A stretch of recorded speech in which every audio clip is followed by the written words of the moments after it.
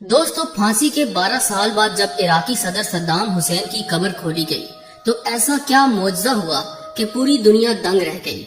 आज हम आपको इसी मौजज़े की तफसील बताएंगे, जबकि आपको ये भी बताया जाएगा कि फांसी से कबल सद्दाम हुसैन ने फौजी अफसर से अपना कोट क्यों मांगा और सद्दाम हुसैन को फांसी किसके कहने पर दी गई। ये सब जानने के लिए इस कीमती वीडियो को आखिर तक जरूर देखिएगा और अगर आप चैनल पर नए हैं तो इसे सब्सक्राइब भी कर लीजिए। तो आइए चलकर मौजू का बाकायदा आगाज करते हैं। दोस्तों, सद्दाम हुसैन बगदाद के शुमाल में वाक़ई शहर तकरियत के एक गरीब घराने में पैदा हुए।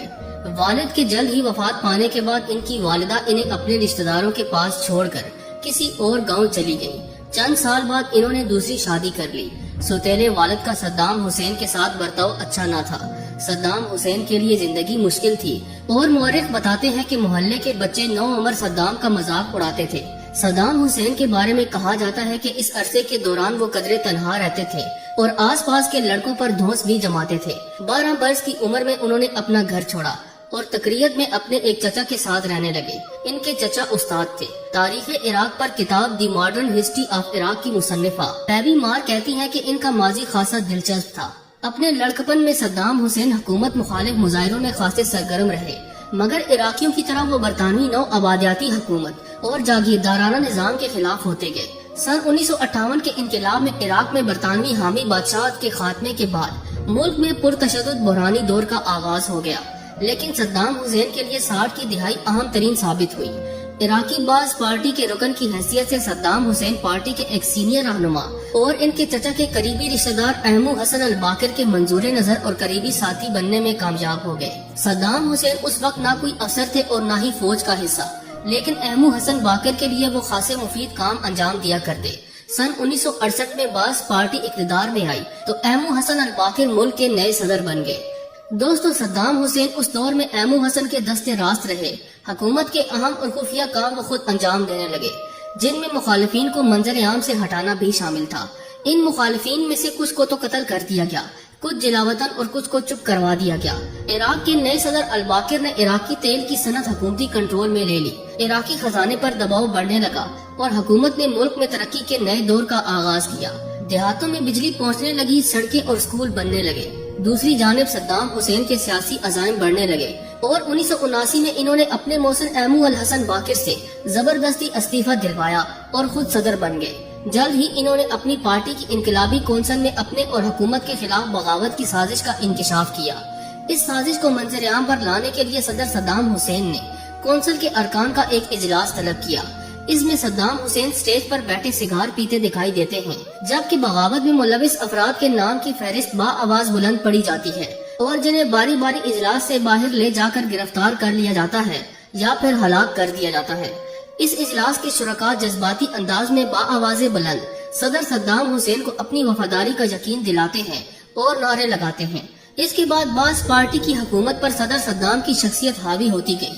अगर कोई सियासी नजरिया बचा तो वो सद्दामिज्म का था। आने वाले बरसों में सद्दाम के सियासी अज़ाइम इराक की हदूद से वाज़े तौर पर बढ़ने लगे। वो खुद को अरब दुनिया का रहनुमा और तारीख में अपने आप को सलाहुद्दीन अयूबी जैसे सिपह सालार के बराबर देखने लगे। बहरहाल इराकी तारीख में इन्हें कामयाब और इंसाफ पसंद सदर के तौर पर लिया जाता है। दोस्तों, सद्दाम हुसैन के दौरे हुकूमत से मुंसलिक एक अहम वाकया ये है कि एक बार सदर सद्दाम हुसैन रात को इराक की सरहदों पर गश्त कर रहे थे तो बहुत दूर से एक बस्ती नजर आई। सद्दाम ने अपने साथियों से कहा कि इस बस्ती में चलते हैं और लोगों की खबर गिरी लेते हैं, तो साथियों ने मना किया कि रात काफी हो चुकी है, मगर सद्दाम ने फिर इसरार किया तो सिपाही उस बस्ती की जानिब चल दिए। बस्ती में पहुंचे तो एक घर में दस्तक दी। अंदर से एक शख्स आया। इसने सदर सद्दाम हुसैन को अपने दरवाजे पर पाया तो हैरान रह गया। खबर पूरे इलाके में फैल गई और पूरी बस्ती सद्दाम हुसैन के इर्द गिर्द जमा हो गई। लोग सद्दाम हुसैन का मुसाफा करते और खुशी से झूम जाते। सद्दाम ने कहा कि आपको कोई तकलीफ तो नहीं है। लोगों ने कहा कि हम बहुत खुश हैं, किसी किस्म की तकलीफ नहीं है। सद्दाम हुसैन ने इस मौके पर एक तारीखी जुमला अदा किया और कहा, बस मेरे लिए दुआओं की दरख्वास्त है। जब तक मैं जाग रहा हूँ उस वक्त तक चैन से सोते रहो। जब मैं चला गया तो तुम कभी सो नहीं पाओगे। तारीख गवाह है कि जब सद्दाम हुसैन जिंदा थे तो इराक की बेटी भी महफूज थी, शाम की बेटी भी महफूज और यमन की बेटी भी महफूज थी। यूं समझे कि पूरा अरब सकून की नींद सोता और सकून की नींद उठता था। अचानक अरब ने यूरोप का साथ दिया। صدام حسین کو تنہا کر دیا۔ یوں امریکہ نے عراق پر چڑھائی کر دی اور صدام حسین کو تختہ دار پر لٹکا دیا گیا۔ 30 دسمبر 2006 کو عراق کے سابق حکمران صدام حسین کو انسانیت کے خلاف جرائم کے الزام میں عید کے دن پھانسی پر لٹکا دیا گیا۔ عراقی عوام کے ذہنوں میں عید الاضحیٰ کا وہ دن ہمیشہ تازہ رہے گا، کیونکہ تختہ دار پر لٹکائے جانے کے مناظر پوری دنیا کو ٹی وی پر دکھائے گئے۔ صدام حسین نے 1989 میں عراق کی حکومت سنبھالی تھی، جبکہ 2003 میں امریکہ کی سربراہی میں اتحادی فوج کے حملوں کے دوران گرفتار ہوئے اور حکمرانی کے دوران قتل و غارت کے کئی واقعات کے الزام پر ایک عدالت نے انہیں پھانسی کی سزا سنا دی، جس پر عمل درآمد بھی ہوا۔ دوستو، کہا جاتا ہے کہ صدام حسین کی پھانسی کے 12 سال بعد جب ان کی قبر کو کھولا گیا تو صدام حسین کی لاش جوں کی توں موجود تھی، یعنی موجزانہ طور پر ان کا جسد خاکی صحیح سلامت تھا، کیونکہ بیشتر لوگ صدام حسین کو شہید تصور کرتے ہیں اور یہ خیال کیا جاتا ہے کہ انہیں ناحق پھانسی دی گئی ہے۔ اسی وجہ سے قدرت نے ان کے جسد خاکی کو بالکل محفوظ رکھا۔ صدام حسین کی پھانسی کی کارروائی کی نگرانی کرنے والے ایک انگریز فوجی کی جانب سے کئی سالوں بعد تہلکہ خیز انکشافات کیے گئے۔ انگریز فوجی کے مطابق صدام حسین اپنی زندگی کے آخری لمحات میں سکون سے سرشار تھے اور ان کے ہونٹوں پر مسکراہٹ چھائی ہوئی تھی۔ پھانسی سے قبل صدام حسین نے اپنی پسند کا ناشتہ طلب کیا اور اس کے بعد وضو کر کے نماز فجر ادا کی۔ پھر وہ پھانسی کے فیصلے پر عمل درآمد کے انتظار میں بستر پر بیٹھ کر قرآن کریم کی تلاوت کرنے لگے۔